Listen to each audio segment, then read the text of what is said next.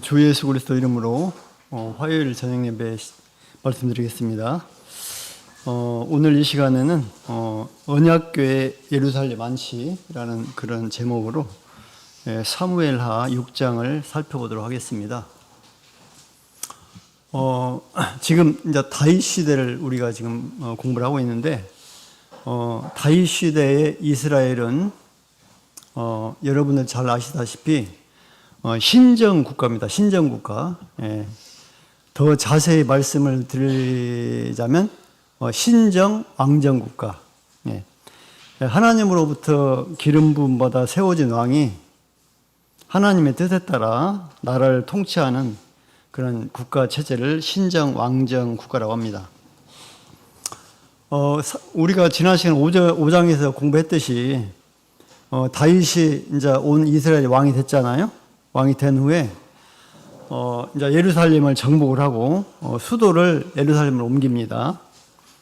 그리고 이어서 블레셋과 전쟁을 통해서 블레셋을 갖다가 이스라엘 그 지경 밖으로 이제 몰아냅니다. 그래서 제법 이제 그 군사적으로 정치적으로 이렇게 안정된 기반을 이제 구축을 해요.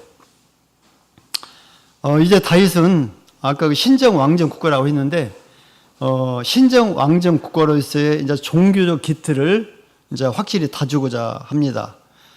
그래서 옛날에 그 인본주의적 왕이었던 사울 시대에 다소 혼란해 있던 그 이스라엘 신앙 문제를 해결하고 신본주의적인 다윗 왕국의 통치 이념을 공고히 하기 위해서 그때까지 다른 곳에 있었던 언약궤를 다윗성에 옮겨서 안치를 합니다. 우리가 그 언약궤가 이동하는 경로를 대충 알고 있잖아요. 언약궤가 그 요단강을 건너가지고 맨 처음에 어디에 있었어요?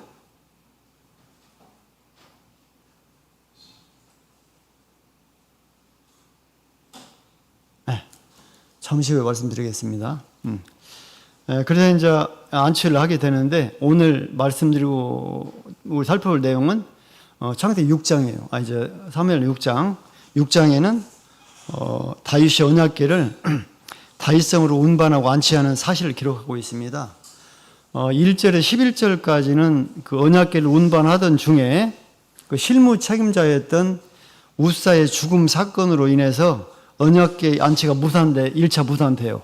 그 다음에 12절에서 23절까지 보면은 재차 운반을 시도해가지고 다윗성에 이제 안치한 사실을 소개하고 있습니다. 그럼 먼저 본문의 내용을 살펴보도록 하겠습니다. 먼저 사무엘하 6장 1절에서 5절까지를 저와 한 절씩 교독하도록 하겠습니다. 1절에서 5절까지 교독하겠습니다. 읽겠습니다. 다윗이 이스라엘에서 뺀 무리 3만을 다시 모으고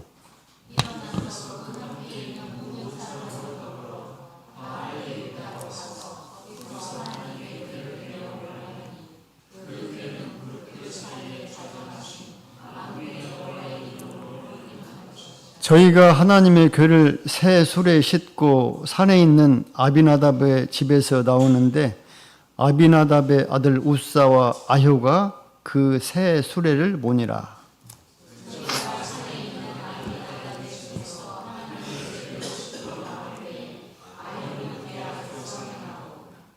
다윗과 이스라엘 온 족속이 잣나무로 만든 여러 가지 악기와 수금과 비파와 소고와 양금과 재금으로 여호와 앞에서 주악하였더라. 1절에서 5절까지 내용은 이걸 딱 보면은 먼저 그 다윗이 언약궤를 운반하는 그 내용이 나오거든요. 그런데 다윗이 언약궤를 운반하는 그 방법이 하나님께서 지시하신 방법과는 전혀 다른 그런 어긋난 방법으로 운반을 한 것을 알 수가 있습니다. 당시 언약궤가 있었던 곳은 본문에도 나와 있지만 바알레 유다라는 곳인데 이곳은 예루살렘에서 서쪽으로 약 15km 떨어진 곳에 위치하고 있는 곳인데 다른 이름으로는 기럇 여아림이라고 합니다. 언약궤가 이곳에 있었던 이유는 여러분들께서 사무엘상을 공부하실 때 배웠겠지만 그 엘리 제사장 때 그 아벡 전투에서 블레셋과 싸움에서 패배해가지고 언약궤를 뺏겨요. 그때 이제 엘리도 죽고 그 아들들도 죽고 그다음에 엘리도 나중에 죽잖아요. 그러다가 그 정말 하나님께서 역사하셔가지고 우여곡절 끝에 다시 이제 반환이 돼가지고 보관되어 있던 곳이 바로 바알레 유다 곧 기럇 여아림인데요. 여기에서 약 20년 동안 이렇게 보관이 되었다고 사무엘상 6장 21절에 보면 기록이 되어 있습니다. 그래서 아까 제가 좀 전에 말씀드리려다 말았는데 언약궤 이동 경로 우리가 알고 있잖아요. 잠시 좀 더듬어 보면은 요당을 건너가지고 이제 길갈에서 맨 처음에 있었죠. 그러다가 실로로 옮겼고 그 다음에 에베네셀 옮겼다가 아벡 전투에서 뺏기죠. 그래가지고 블레셋 아스돗에 보관이 되고 그 다음에 가드로 옮기고 그 다음에 또 에그론으로 옮기고 거기서 이제 급기야 그 베스메스로 옮겼다가 오늘 지금 방금 읽었던 그 기럇 여아림에 지금 보관하고 있었던 겁니다. 근데 이제 본문을 보면은 앞서 말씀드렸다시피 다윗이 언약궤를 운반한 건 좋은데 하나님께서 알려주신 원칙이 아닌 잘못된 방식으로 언약궤를 운반하는 것을 우리는 본문에서 알 수가 있습니다. 언약궤를 어떻게 옮겼습니까? 수레에 싣고 옮겼잖아요. 그런데 원래 하나님께서는 언약궤를 옮길 때는 어떻게 하라고 말씀하셨냐면은 그 레위 자손 중에서 고앗 자손이 어깨에 메고 운반해라 이렇게 말씀을 하셨어요. 뭐 출애굽기 25장 14절 15절 민수기 3장 30절 4장 15절 7장 9절에 나와 있습니다. 그런데 다윗은 뭐 본문에서 읽은 것 마찬가지로 언약궤를 수레에 실어서 운반했습니다. 물론 다윗이 본문을 보면은 수레에 실어가지고 운반하긴 했지만 수레도 새 수레, 새로운 수레를 만들어가지고 새로운 수레에다 싣고 운반했어요. 나름대로 하나님의 궤를 존중하는 행위면 틀림없습니다. 그리고 또 본문에서 우리가 읽었다시피 다윗은 이스라엘 온 족속으로 하여금 각종 악기로 주악하게 하고 그 다음에 막 예를 다해서 장엄하고 성대하게 운반을 합니다. 이를 통해서 하나님을 높이고자 하는 다윗의 진심과 뜨거운 열정은 충분히 엿볼 수가 있어요. 그러나 그렇다 할지라도 다윗의 언약궤 운반 방식은 하나님께서 지시하신 방법과는 어긋난 것이고 이는 명백히 하나님의 명령을 거스린 행위였다는 것을 우리는 알 수가 있습니다. 그 다음에 6절에서 8절 보겠습니다. 6절 8절 제가 읽겠습니다. 저희가 나곤의 타작마당에 이르러서는 소들이 뛰므로 웃사가 손을 들어 하나님의 궤를 붙들었더니 여호와 하나님이 웃사의 잘못함을 인하여 진노하사 저를 그곳에서 치시니 저가 거기 하나님의 궤 곁에서 죽으니라. 여호와께서 웃사를 충돌하심으로 다윗이 분하여 그곳을 베레사 웃사라 칭하니 그 이름이 오늘까지 이르니라. 여기 보면은 언약궤를 운반 도중에 움직이니까 소가 뛰니까 웃사가 언약궤에 손을 댔는데 하나님의 진노로 죽게 됩니다. 다윗은 그 아비나답의 집에서 언약궤를 새 수레에 실어가지고 웃사와 아유로 하여금 수레를 몰고 나오게 합니다. 그런데 수레가 나곤의 타작마당에 이르러가지고 소들이 뛰었어요. 그러다 보니까 그때 이제 운반 책임자였던 웃사가 궤를 손에 댔죠. 그랬더니 그러니 하나님의 진노로 죽었습니다. 물론 우리가 이 내용에서 인간적인 측면에서 볼 때 웃사의 행위는 분명히 이해되는 행위일 수 있습니다. 소가 뛰니까 언약궤 흔들릴 거 아니에요. 그러니까 당연히 순간적으로 잡는 것은 뭐 인지상정이죠. 그럼에도 불구하고 그의 행위는 하나님의 율법을 정면으로 어긴 것이고 어떻게 보면 신성 모독에 해당하는 행위라고 할 수가 있습니다. 하나님께서는 법계 운반 직무를 수행하는 그 레위 자손 중에서 고앗 자손이라 할지라도 법계 만지는 것을 엄하게 금하셨습니다. 그리고 뿐만 아니라 그 법계는 하나님의 임재의 상징물이기 때문에 거룩한 것으로서 누구라도 그것을 들여다보면 안 돼요. 그 베세메스 사람들이 들여다봐가지고 많은 사람이 죽었잖아요. 그렇기 때문에 우사의 행동은 비록 자기로서는 나름 좋은 뜻이고 선한 일이라고 생각되어서 그렇게 했을지라도 이는 엄연히 하나님의 명령을 경홀히 여긴 것이고 하나님의 거룩하심을 침대한 중대한 범죄가 되는 것입니다. 그 결과 죽게 된 것입니다. 9절 10절 11절 보시겠습니다. 9절 11절 제가 읽겠습니다. 다윗이 그날에 여호와를 두려워하여 가로되 여호와의 궤가 어찌 내게로 오리오 하고 여호와의 궤를 옮겨 다윗성 자기에게로 메어 가기를 즐겨하지 아니하고 치우쳐 가뎃 사람 오벳 에돔의 집으로 메어 간지라. 여호와의 궤가 가뎃 사람 오벳 에돔의 집에 석 달 있었는데 여호와께서 오벳 에돔과 그 온 집에 복을 주시니라. 성경에 그 사람 이름이나 막 그런 지명은 그 굉장히 그 좀 생소해가지고 자꾸 혀가 잘 안 돌아가요. 자, 언약궤 운반 중에 우사가 죽었어요. 자, 그러니까 다윗이 어떻게 반응했습니까? 두려워했죠. 그래가지고 언약궤를 갖다가 다윗성으로 운반하는 것을 중단하고 오벳 에돔의 집에다 이렇게 안지하고 말아요. 좀 안타까운 것은 사실은 이때 다윗이 베레사 우사에서의 그 우사의 죽음 사건을 통해서 그 근본 원인을 한번 생각해 볼 필요가 있었어요. 그것은 말하자면 하나님의 방식대로 하나님의 명령을 어기고 우사가 잘못했기 때문에 죽게 된 것인데 아마도 이때 당시에 다윗은 그렇게 생각했던 것 같습니다. 아, 언약궤 운반하는 것이 하나님 뜻이 아닌가? 이렇게 아마 그 생각했을 수 있을 것 같아요. 그래서 근본 원인을 갖다가 바로 잡지를 못했습니다. 그리고 단지 하나님을 두려워하여 법계 예루살렘 운반 역사를 중단하고 황급히 가드 사람 오벳 에돔의 집으로 언약궤를 보관했는데 어찌 보면 사실은 보관한 건 맞는데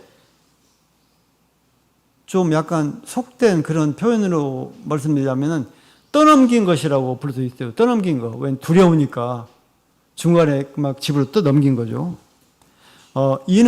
이 같은 다윗 행위는 분명히 또 하나의 경솔하고 잘못된 행위라고 할 수 있습니다. 앞전에 실수했던 거 그 다음으로 경솔한 행동이고 잘못된 행동인 것을 우리가 알 수가 있습니다. 왜냐하면 뒤에 11절에 보면은 하나님께서는 오히려 법궤를 영접했던 오벳 에돔의 집에 어떻게 하셨어요?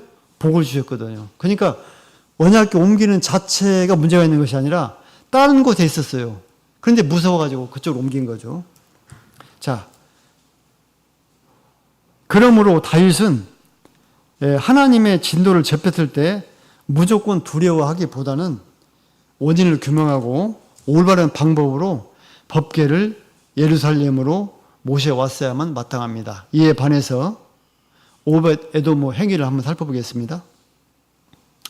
오벳 에돔이라는 사람 어떤 사람이냐면은 그 레위인인데 역대상 15장 18절 24절을 보면 나와 있는데 그 예루살렘 성전을 지키는 문지기였다고 그럽니다. 오벳 에돔이.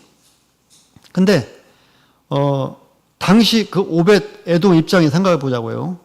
자, 언약궤와 관련된 일련의 사건들을 이 사람 알고 있었을 것입니다. 방금 올 때 우사도 죽었지만은 예전에 언약궤를 갖다가 블레셋에 뺏겨가지고 그게 그 블레셋 나라 안에 있을 때 그때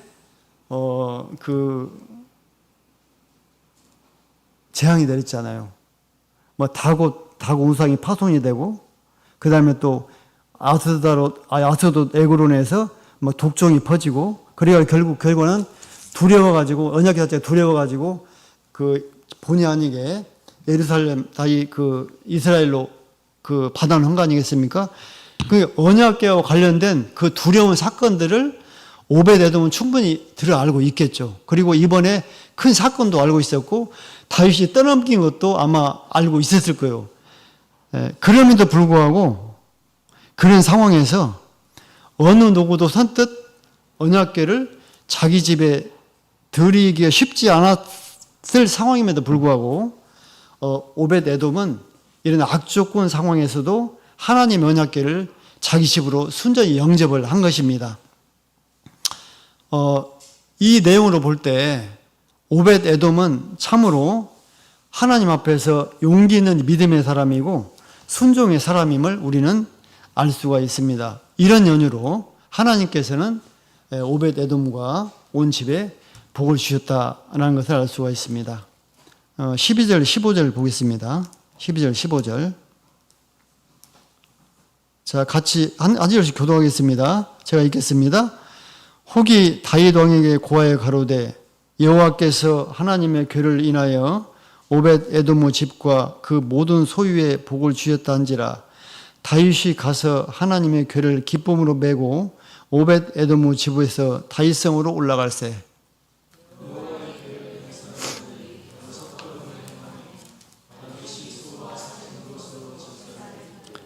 여호와 앞에서 힘을 다하여 춤을 추는데 때에 베옷을 입었더라.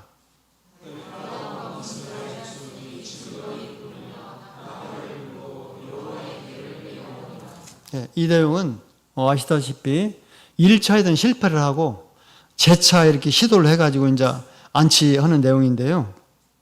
자, 우사의 죽음으로 언약궤의 이스라엘 1차 운반이 중단됐죠. 그래서 오벳에돔 집에 머문 지가 3달이 지났다고 됐습니다. 그런데 이때 어떤 사람이 다윗에게 얘기를 한 거예요. 하나님께서 언약궤로 인해서 오벳에돔의 집과 온 소유에 복을 주셨다 이렇게 얘기를 한 겁니다. 자, 이런 소식, 이 같은 소식은 다윗으로 하여금 무엇을 깨닫게 했느냐? 1차 법궤 운반 때 그 우사가 죽은 이런 것들이 내가 언약궤를 갖다가 예루살렘을 옮기려고 계획하고 실행한 거기에 문제가 있는 것이 아니고 법궤를 운반하는 방법, 이것이 하나님의 명령과 어떤 지시에 어긋났기 때문이라는 것을 깨닫게 된 거죠, 이때 다윗이. 그래서 자, 어떻게 이걸 추론해 볼 수가 있느냐? 본문을 보면은 다윗의 2차 언약궤 운반 방법을 보면 알 수가 있습니다. 혹자로부터 오벳에돔의 집에 언약궤로 인해서 복을 주셨다는 것을, 그 소식을 접한 다윗이 이번에 이제 다시 실행을 하는데, 이번엔 어떻게 해요? 1차 때와는 다르게 언약궤를 어깨에 메고 운반을 합니다. 12절, 13절에 나와 있죠. 같은 내용을 좀 자세하게 기록한 역대상 15장 11, 14, 15절에 보면은 다윗 왕이 이번에는 하나님 율법을 철저히 순종해가지고 제사장이었던 사독과 아비아달과 레위 사람 우리엘과 이사야와 요엘과 스마야와 엘리엘과 암미나답 등 8명으로 하여금 몸을 성결케 하고 그 채로 언약궤 궤에다 꽂는 채 있잖아요. 언약궤를, 하나님 궤를 메고 운반케 합니다. 하나님께서 지시한 그 방법대로 그대로 하는 거예요, 이번에는. 이는 다윗이 베레사 우사 사건 이후에 하나님의 율법을 상고한 후 자신 잘못을 진정으로 회개하고 하나님의 율법 위에 굳게 선 것임을 보여주는 내용입니다. 마지막 구절 읽겠습니다. 16절, 23절 읽겠습니다. 16절, 23절. 자, 1절씩 교독하겠습니다. 여호와의 궤가 다윗성으로 들어올 때에 사울의 딸 미갈이 창으로 내려보다가 다윗 왕이 여호와 앞에서 뛰놀며 춤추는 것을 보고 심중에 저를 업신여기니라.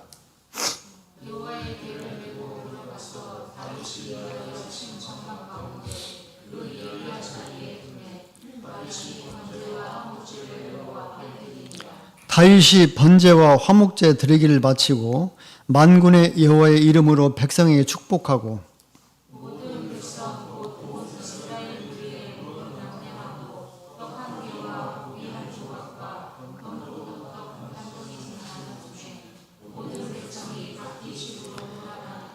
다윗이 자기의 가족에게 축복하러 돌아오매 사울의 딸 미갈이 나와서 다윗을 맞으며 가로되 이스라엘 왕이 오늘날 어떻게 영화로우신지 방탕한 자가 염치 없이 자기의 몸을 드러낸 것처럼 오늘날 그 신복의 계집종의 눈앞에서 몸을 드러내셨도다.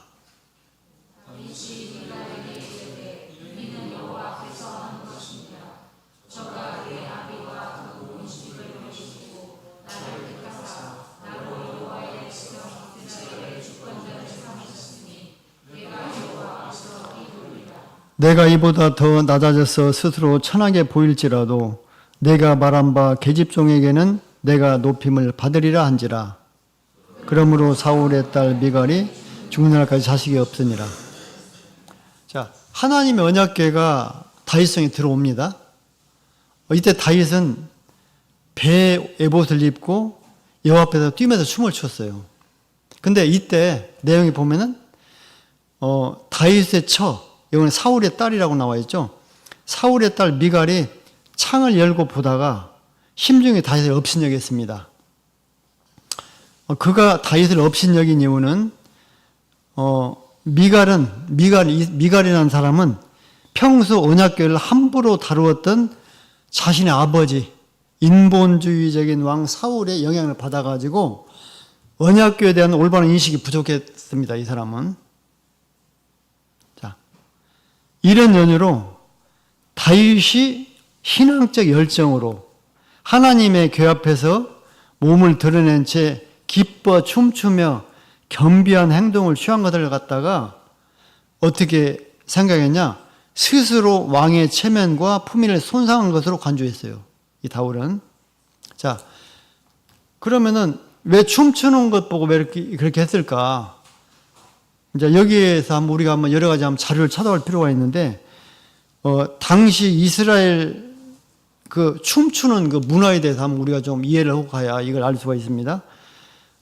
그당 이스라엘 사람들은 우리나라 사람도 그러잖아요. 막 약간 흥의 민족이라고 해가지고 어떤 뭐 행사를 하면 막 정신없이 춤추고 이런 것들이 누가 안 시켜도 하잖아요. 그리고 우리 뭐 옛날에 그 시골에서 보면은 우리 뭐 어머니, 할아버지 세대들이 누가 가르쳐 줬습니까? 안 가르쳐 줬는데 불구하고 어떤 막 뭐가 있으면 막 춤을 추잖아요. 그런 식으로 이스라엘, 사람들은 다 똑같은가 봐요. 이스라엘 나라를 갖다 조사를 해보니까 이스라엘 사람들도 이렇게 참 슬픔과 즐거움 이런 것들 감정을 춤과 음악으로 표현했답니다. 평상시에. 그런데 춤 중에서도 약간 좀 특별한 춤이 있대요. 그게 뭐냐면은 어떤 광대나 어떤 노예를 기용해가지고 이렇게 춤을 추는 어떤 의식용 춤이 있다고 그래요.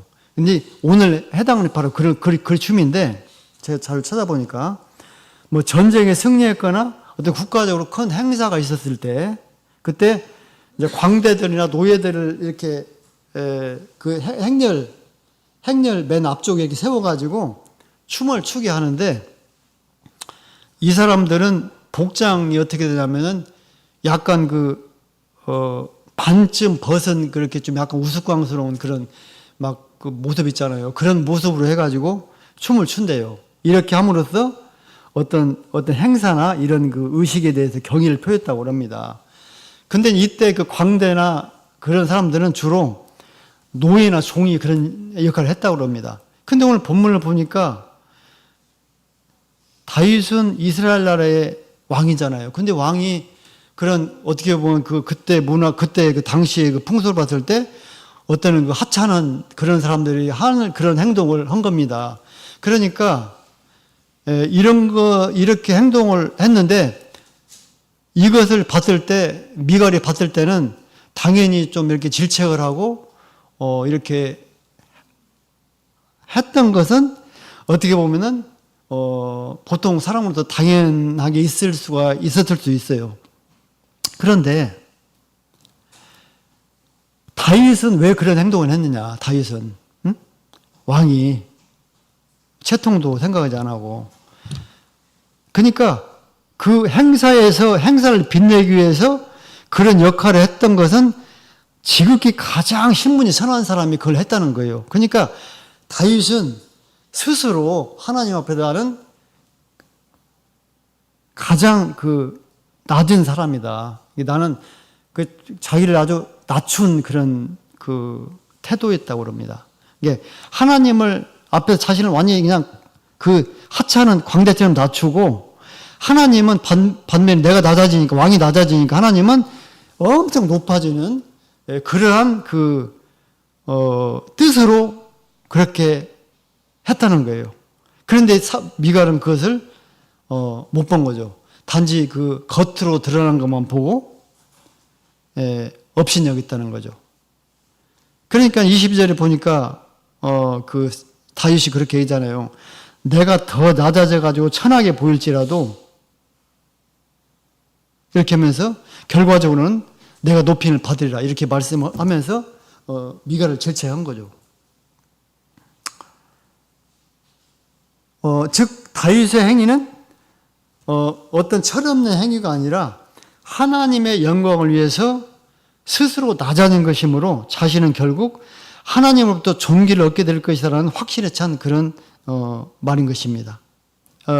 이는 여호와 앞에서 겸손한 자만이 참으로 높아질 수 있다는 다윗의 확고한 신앙을 알 수가 있습니다. 이 같은 미갈의 행위로 인해서 미갈은 죽는 날까지 자식이 없었다고 그럽니다. 하나님 앞에서 교만하고 법궤를 소홀히 여겼으며 자기 생각대로 입술을 가볍게 돌린 그런 결과 아닌가 생각해 봅니다. 자, 지금까지 이렇게 이제 6장 전체적으로 내용을 쭉 파악해 봤습니다. 자, 그러면 이제 이번엔 어떤 시간입니까? 자, 본문을 통해서 우리는 어떤 교훈을 얻을 수가 있는가? 우리 성도는 어떤 삶을 살아가야 할까? 생각해 보는 시간입니다. 사실 설교를 준비하고 단에 서가지고 말씀을 전할 때 가장 고민이 되고 어려운 부분이 이제 지금 이 순서거든요. 왜냐하면 이렇게 하다 보니까, 준비를 하다 보니까 너무나 걸리는 게 많습니다. 그럼에도 불구하고 우리 성도님께 드리는 말씀이니까 드리도록 하겠습니다. 첫 번째로는 교회, 즉 신앙 공동체 안에 머물러 있어야 한다, 이런 교훈을 생각해 볼 수가 있습니다. 우리는 성경을 통해서 지금 이전까지의 다윗의 행위를 쭉 살펴보면 그게 전쟁을 하거나 어떤 중요한 일을 수행할 때 반드시 다윗은 어떻게 했습니까? 먼저 하나님의 뜻을 묻고 그분의 뜻에 부합하고 합당한 방법으로 일을 처리해 왔어요. 다윗은 지금까지. 그렇다면 하나님의 임재의 상징물인 거룩한 언약궤 운반 안치의 경우라면 더욱더 그렇게 해야만 합니다.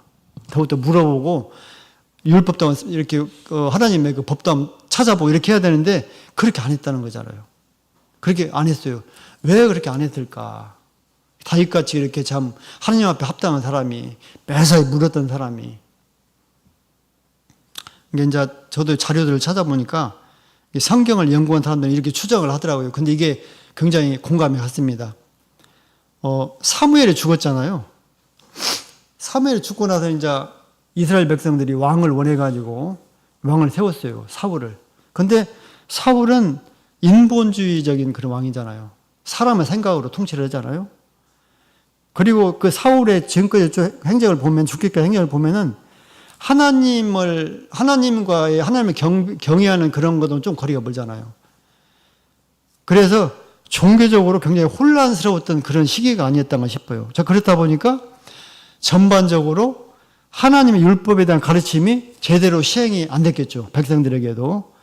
그러다 보니까 백성들은 물론이고 다윗조차도 그런 여러 가지 상황으로 인해서 율법에 어떤 정통하지 못하였거나 못할 수 있겠죠. 또 그런 원인이 하나 될 것이고 사울의 치세 동안에 그 다음에 다윗이 사울을 피해가지고 블레셋으로 도망갔잖아요. 도망가가지고 거기서 한참 동안 살았어요. 몇 년 살았죠 거기서? 한번 집에 가서 찾아보세요. 하여튼 얼마 거기에 살았잖아요.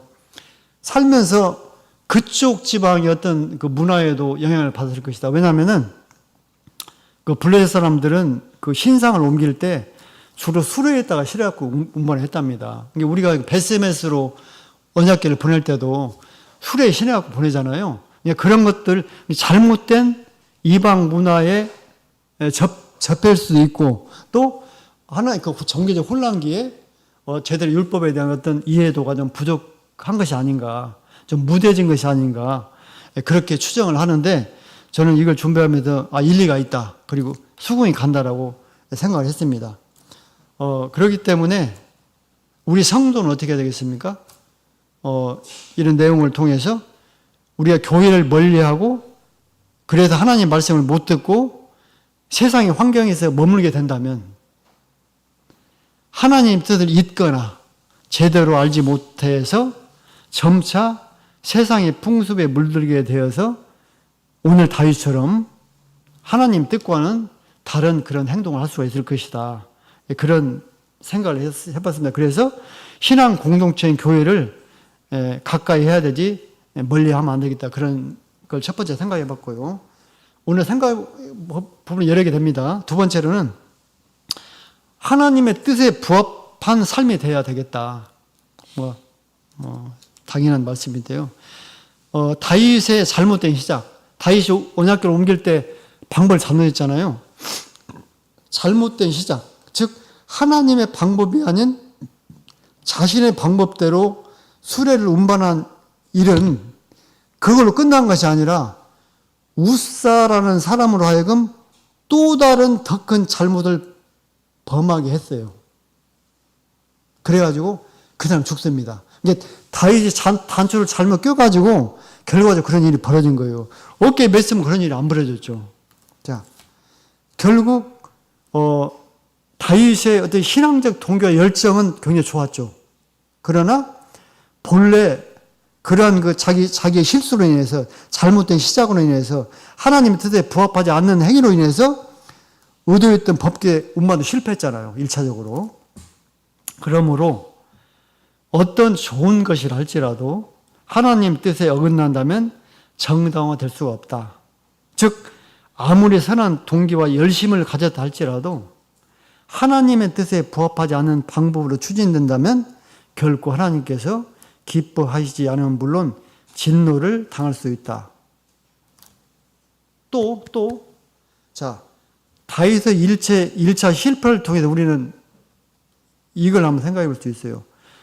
지도자 한 사람의 그릇된 판단이나 실수 또는 어떤 한 개인의 잘못이나 이런 것들은 본인은 물론이고 공동체 전체에 나쁜 결과를 초래할 수 있다는 것을 우리가 하여금 깨닫게 합니다. 우리는 교회 공동체 안에서 하나님의 일을 결정하고 실행함에 있어서 인간적인 관점이나 기준이 아니고 철저히 신앙적 관점과 하나님의 명령에 근거해서 해야 되겠습니다. 특히 지도자는 더욱 그렇게 해야 될 것 같습니다. 자, 세 번째로 잘못을 즉시 시정할 줄 알아야 합니다. 다윗은 두 번째 시도에서는 처음 실패의 원인을 제대로 알고 곧바로 하나님의 뜻에 합당한 방식으로 언약궤를 운반해서 안치에 성공을 합니다.